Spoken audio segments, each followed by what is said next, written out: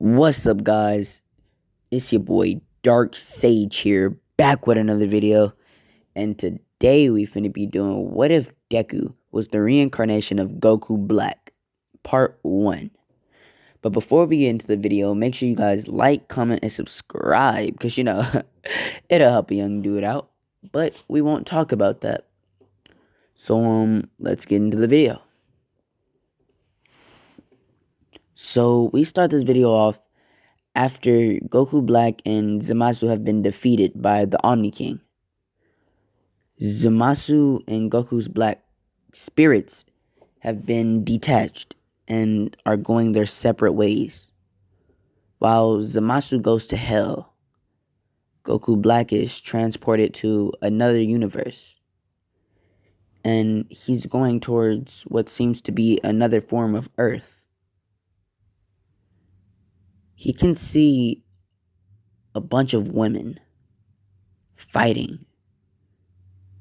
All of these men for no reason.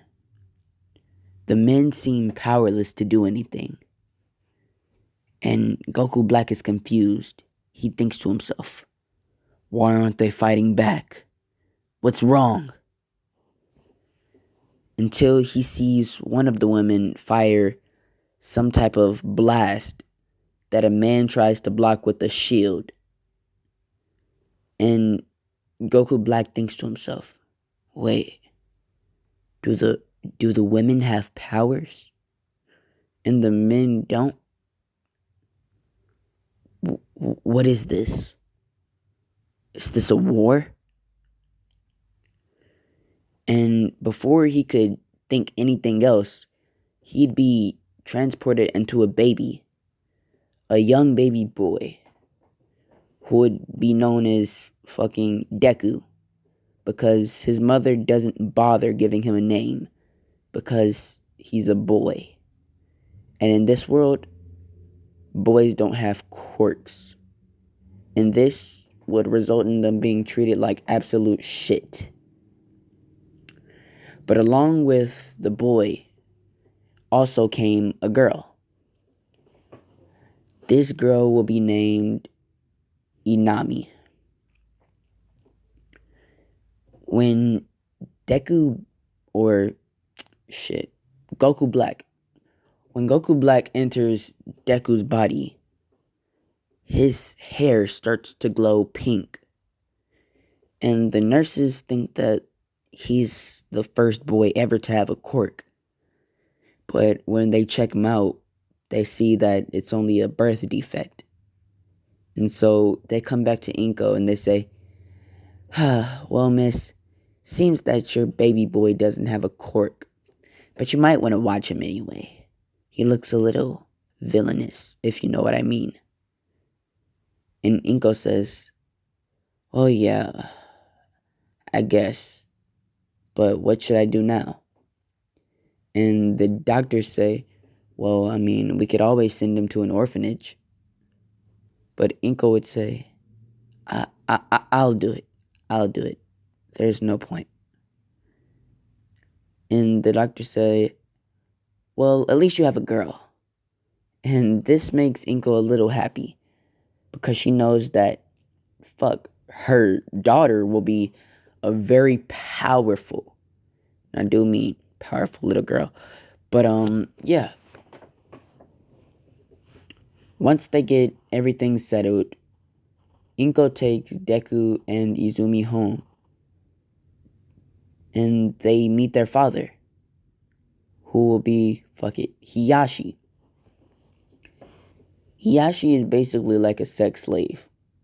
And each time he doesn't follow one of Inko's rules, he gets punished. But we're not going to get into that because I don't really feel like it. So, yeah. Once Deku and Inami get home, they basically are laid down to rest and they go to sleep. Fast forward, 4 years? Inami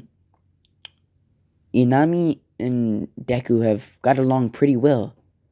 They've been the best of friends. And even after Deku was pronounced quirkless, they were still the best of friends. Because Inami didn't judge Izuku. She liked him for him.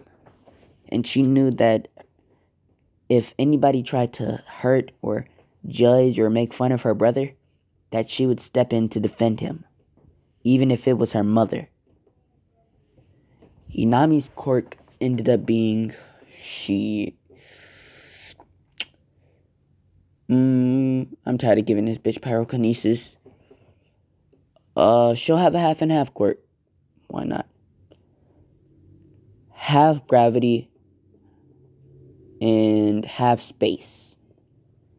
So basically, she'll be able to control gravity and teleport shit.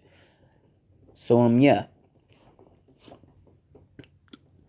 So once they find out what Inami's quirk is, Inko basically forgets all about Izuku. It's like he was non-existent. The only person that really even noticed him anymore was Inami. And that's because Hiyashi was completely out of the picture. Because after they figured out what Inami's quirk was, Hiyashi was brutally killed by Inko. She stabbed him 45 times and crucified him like Jesus. But I'm not gonna get into that sad shit, cause yeah. But once Hiyashi dies, Deku is basically asking where his father is. And Inko kicks him in the stomach. And she says, "You little damn brat. If you ever come up to me and talk like that again, I'll kill you, just like I did your father." And Deku, hearing this along with Inami, they start to cry. And Deku's hair, it starts to glow even brighter than it did before. And Inami is looking at him, and she walks over to Deku, and she says, "Brother, are you alright?" And Deku starts to smile. And Goku Black inside of Deku's body is like, "Oh yes, so he's unlocked the first stage of my power. I see. This is going to be very interesting. Indeed it will." And so back to Deku. Deku basically starts fucking hovering off of the ground. And he says, "Inami, stand back. I have some business to handle with our mother." And Deku, at blinding speeds, rushes at Inko. And he punches her in her stomach. But before she can go flying, he grabs her by her arm and pulls her to him.